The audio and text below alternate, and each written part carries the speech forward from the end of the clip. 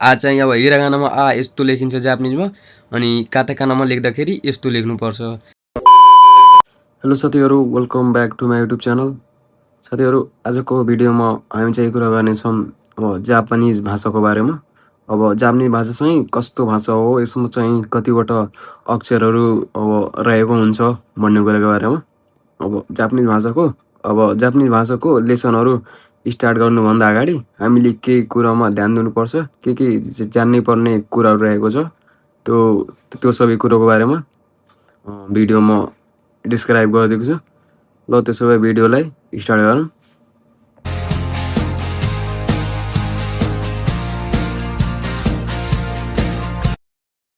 साथीहरू, यहाँ हेर्न सक्नुहुन्छ आजको हाम्रो टपिक चाहिँ यो रहेको छ, must know basic about Japanese language before starting the language study. हामीले चाहिँ अब जापानिज भाषा स्टार्ट गर्नुभन्दा अगाडि चाहिँ के जान्नुपर्ने कुरो छ त्यो सबै कुरो म एक्सप्लेन गरिदिएको छु। अब तपाईहरु यहाँ सुरुदेखि बुझ्न सक्नुहुन्छ। जस्तो के कुराहरु रहेको छ त्यो सबै म एक्सप्लेन गरिदिएको छु, तपाईहरुले बुझ्न सक्नुहुन्छ। दोस्रोमा रहेको छ चाहिँ पहिलो नम्बरमा छ बुझ्नुपर्ने कुरा चाहिँ अब जापानिज भाषामा चाहिँ तीनटा प्रकारको स्क्रिप्टहरु युज गरेर जापानिज भाषा चाहिँ लेख्ने गरिन्छ। अब त्यो तीनटा स्क्रिप्ट एकदमै इम्पोर्टेन्ट रहेको छ। यो तीनटा स्क्रिप्टहरु नबुझिकन हामीले जापानिज ल्याङ्ग्वेज चाहिँ लेख्न सकिन्न, लेख्न अलि गाह्रो हुन्छ, किनभने यो तीनटा स्क्रिप्ट चाहिँ युज गर्नै पर्छ, एकदमै इम्पोर्टेन्ट हुन्छ। पहिलोमा रहेको चाहिँ तीनटा अक्षर चाहिँ युज गरेर हामीले अब जापानिज ल्याङ्ग्वेज लेख्ने गरिन्छ। पहिलोमा हेर्न सक्नुहुन्छ हिरागाना रहेको छ, यो चाहिँ 46 वटा अक्षर हुन्छ यसमा। यसको नाम चाहिँ हिरागाना हो। यो चाहिँ 46 वटा रहेको हुन्छ। यो चाहिँ अब जापानबाटै आएको अक्षरहरु हो, मनले अरुको कन्ट्रीहरुबाट आएको हैन कि जापानबाटै निर्माण गरिएको अक्षर हो। यो चाहिँ 46 वटा हुन्छ। यहाँ पढ्न सक्नुहुन्छ real Japanese character mainly use for Japanese word and grammar.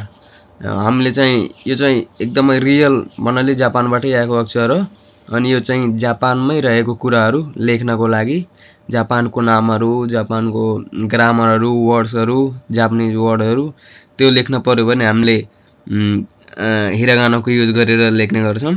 यहाँ एक्जाम्पल हेर्न सक्नुहुन्छ कोन्निचिवा भनेको हेल्लो। अब हेल्लोलाई जापानिजमा कोन्निचिवा भन्छन्, त्यसैले यो जापानकै वर्ड हो। त्यही भएर चाहिँ जापानकै वर्ड भएकोले गर्दा हामीले यो चाहिँ हिरागानामा लेख्ने गर्छौं। यहाँ कोन्निचिवा जापानिजमा लेखेको छ, यो चाहिँ हिरागानाको अक्षरहरु हो। दोस्रोमा रहेको छ चाहिँ काताकाना रहेको छ, यो पनि 46 वटै हुन्छ।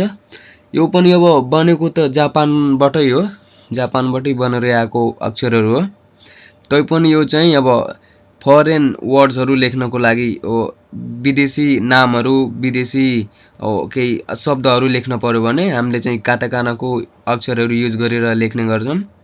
जस्तै पासोकोन भनेको पर्सनल कम्प्युटर हो, पीसी भन्छ।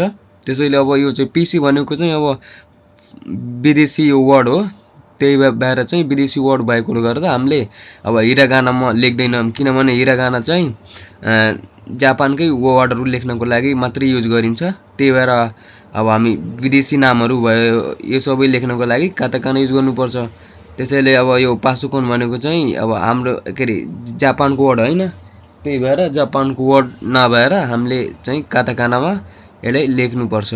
त्यसैले यहाँ काताकानाको अक्षरहरुबाट लेखिएको छ, हेर्न सक्नुहुन्छ। पासोकोन भनेको पीसी पर्सनल कम्प्युटर। अरु पनि वर्डहरु छ, जस्तै अब अरुको देशहरुको वर्ड भन्दाखेरि रेडियो आउँछ। रेडियो भनेको अब चाहिँ विदेशी वर्ड हो, त्यही भएर अब रेडियोलाई चाहिँ जापानिजमा लेख्न पर्यो भने जापानिजको काताकाना युज गरेर लेख्छौं, किनभने अब हिरागानामा लेख्यो भने त्यो पनि मिस्टेक हुन जान्छ।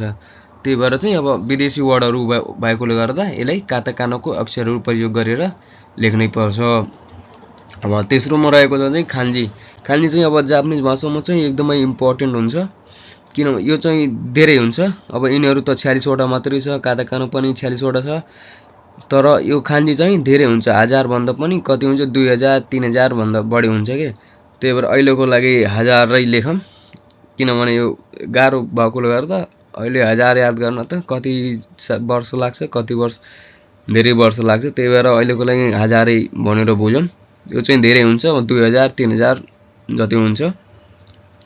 अब यो चाहिँ अब जापानिज क्यारेक्टर हो, डेराइभ फ्रम चाइनिज क्यारेक्टर्स।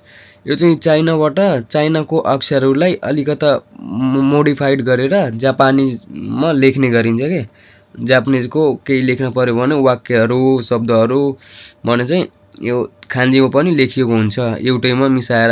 अब हिरागाना पनि लेखिएको हुन्छ, काताकाना नि हुन्छ अनि खान्जी हुन्छ। सबै तीनटा यो स्क्रिप्टहरू अक्षरहरू अब एउटैमा मिसाएर लेखिएको हुन्छ जापानिजको वाक्यहरू। यो चाहिँ अब खासमा त यो चाइनिजको वर्ड हो, चाइनाबाट आएको अक्षरहरू हो। अलिकता उस गरेर जापानिज डिजाइनमा मोडिफाइड गरेर यो चाहिँ बनाएको छ। यहाँ हेर्न सक्नुहुन्छ इक्जाम्पलमा, जस्तै फिस भनेको माछा। अब माछालाई जापानिजमा सकाना भन्छ। अब सकानालाई हिरागानामा नि लेख्न सकिन्छ। अब काताकानामा त नलेखौँ, किनकि अब यो सकाना भनेको त जापानकै वर्ड भयो। फिस लेख्न पर्यो भने फेरि फिसै लेख्न पर्यो भने फिस त अब अङ्ग्रेजी वर्ड भयो। त्यसैले फिस यदि लेख्न पार्यो भने हामीले काताकाना युज गरेर लेख्छौँ। त्यही भएर फिस लेख्न छैन, हामीलाई सकाना लेख्न छ। सकाना भनेको जापानको शब्द भयो। अब जापानको शब्द भएकोले गर्दा हामीले यसलाई अब हिरागानामा पनि लेख्न सक्छौँ अनि खान्जीमा त छँदैछ, खान्जीमा पनि यस्तो हुन्छ। बुझ्नुभयो? अब यो चाइनिज खान्जी भनेको चाइनाबाट आएको अक्षर हो, अलिकता उस गरेर मोडिफाइड गरेर जापानिजमा लेख्ने गरिन्छ। यो चाहिँ खान्जी बनाएको यो चाहिँ इक्जाम्पलमा हेर्न सक्नुहुन्छ। यो चाहिँ लेख्यो चाहिँ यो डिजाइनको यदि अक्षर रहेको छ भने त्यसलाई सखाना भनेर बुझ्नुपर्छ। अब अगाडि बढौँ। यहाँ हेर्न सक्नुहुन्छ हाम्रो हिरागाना, काताकाना अनि खान्जी छ। अब हिरागानाको अक्षरहरू यही हो, यस्तो देखिन्छ, काताकानाको यस्तो देखिन्छ भन्नाले तपाईँ हेर्न सक्नुहुन्छ अक्षर चाहिँ त्यही रहेको छ हैन। यो आ यहाँ पनि आ, यो इ यहाँ पनि इ, उ यहाँ पनि उ, सबै सेमै हुन्छ। प्रोनाउन्सिएसन चाहिँ एकदम सेम हुन्छ, लगभग सेम हुन्छ। तर चाहिँ अक्षर चाहिँ अलिकता डिफरेन्ट हुन जान्छ। आ चाहिँ अब हिरागानामा आ यस्तो लेखिन्छ जापानिजमा, अनि काताकानामा लेख्दाखेरि यस्तो लेख्नुपर्छ। अब इ चाहिँ यहाँ हिरागानामा यस्तो लेखिएको छ, अब काताकानामा लेख्नु पर्यो भने इ यस्तो हुन्छ भन्ने कुरा बुझ्नु है। अब 46 वटा यो पनि हुन्छ, यो पनि 46 वटा। यो चाहिँ कति हुन्छ धेरै हुन्छ त्यो चाहिँ अहिले नबुझौँ। अहिलेको लागि यहाँ खान्जी हेर्न सक्नुहुन्छ। यो चाहिँ निक्कु भनेको यहाँ मिट लेखेको छ इङ्ग्लिसमा। अब निक्कु चाहिँ हामीले हिरागानामा लेख्न सक्छौँ, किनभने अब निक्कु भनेको चाहिँ जापानको वर्ड भयो निक्कु। त्यही भएर अब चाहिँ हिरागानामा नि लेख्न सक्छौँ। तर जापानमा धेरै जसो अब वर्डहरू अब हिरागानामा नभएर खान्जीमा लेखेको हुन्छ, किनभने अब जापानिजहरूलाई खान्जी अलिकता इजी जस्तो फिल हुन्छ भन्नाले अब हिरागानामा लेख्न थाल्यो भने अलिकता लामो नै हुन जान्छ। त्यही भएर अब चाहिँ जापानिजहरूलाई चाहिँ के अरे खान्जीमा लेख्न अलिकता इजी जस्तो फिल हुन्छ। त्यही भएर अब हिरागानामा नभएर कि धेरै जसो शब्दहरू चाहिँ खान्जीमै लेखेको हुन्छ। त्यही भएर खान्जी चाहिँ एकदमै इम्पोर्टेन्ट छ जापानिज भाषामा। यहाँ मिट भनेको मासुलाई निक्कु भन्छ जापानिजमा, त्यसैले यो चाहिँ निक्कु। अब यस्तो अक्षर भएकोले चाहिँ हामीले निक्कु भनेर बुझ्नुपर्छ, पढ्न सक्नुपर्छ। अब निक्कु भनेको मासु हुन्छ। यहाँ दोस्रोमा अघि भने जस्तै यहाँ सकानाको अक्षर छ, खान्जी हो। यो चाहिँ सकाना लेखेको छ भनेको माछा। यहाँ कुरुमा भनेको चाहिँ अब कार हुन्छ। अब यसलाई पनि खान्जीमा लेख्ने गर्छ। अब कुरुमा चाहिँ जापानको वर्ड हो, यसलाई अब हिरागानामा नि लेख्न मिल्यो। तर अब जापानिजहरू चाहिँ अब खान्जीलाई बढी उस दिन्छन् के, प्रायोरिटी बढी दिन्छन् खान्जीलाई। त्यही भएर अब यसलाई चाहिँ खान्जीमा पढ्न सक्नुपर्छ, कुरुमा लेखेको छ। अब यहाँ चौथोमा हेर्न सक्नुहुन्छ होन भनेको किताब। अब किताब चाहिँ यस्तो खान्जी हुन्छ भन्नाले अब मिसाएर पनि बनाएको हुन्छ। यहाँ हेर्न सक्नुहुन्छ यो निचीको खान्जी अनि होनको खान्जी दुईटा मिलाएर चाहिँ यसको फेरि उच्चारण चाहिँ फरक हुन जान्छ। यसको उच्चारण गर्दा यसलाई नि यसलाई होन पढ्नुपर्छ। यसलाई चाहिँ अब पढ्न त यसलाई निची पढिन्छ, यो पहिलोलाई हो कि नै, यसलाई निची भनेर पढ्छ। तर दुईटा अक्षर मिसाएपछि यसको प्रोनाउन्सिएसन चाहिँ फरक हुन जान्छ। यो चाहिँ निहोन हुन्छ। निहोन भनेको जापान हुन्छ।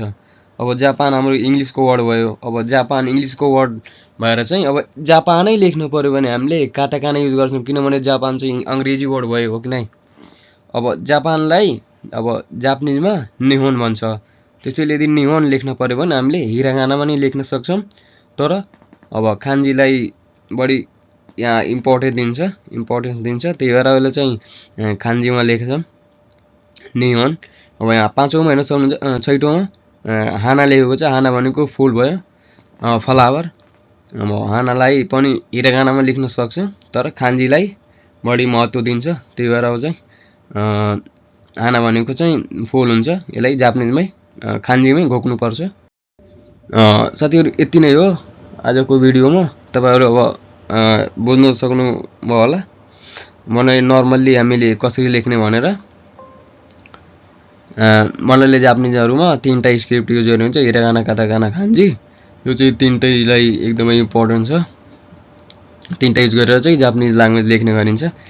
र चाहिँ साथीहरू आजको भिडियोमा यति नै। अब अरू भिडियोमा चाहिँ अरू कसरी लेसनहरू यताउता अब आइसाचोहरू भनेर अभिवादनहरू जापानिजमा अनेक थरीको कुराहरू रहेछन्, त्यो चाहिँ अब बिस्तारै पढ्दै गरौँला। ल साथीहरू, त्यसो आजको भिडियोलाई यति नै। अर्को भिडियोमा भेटौँला।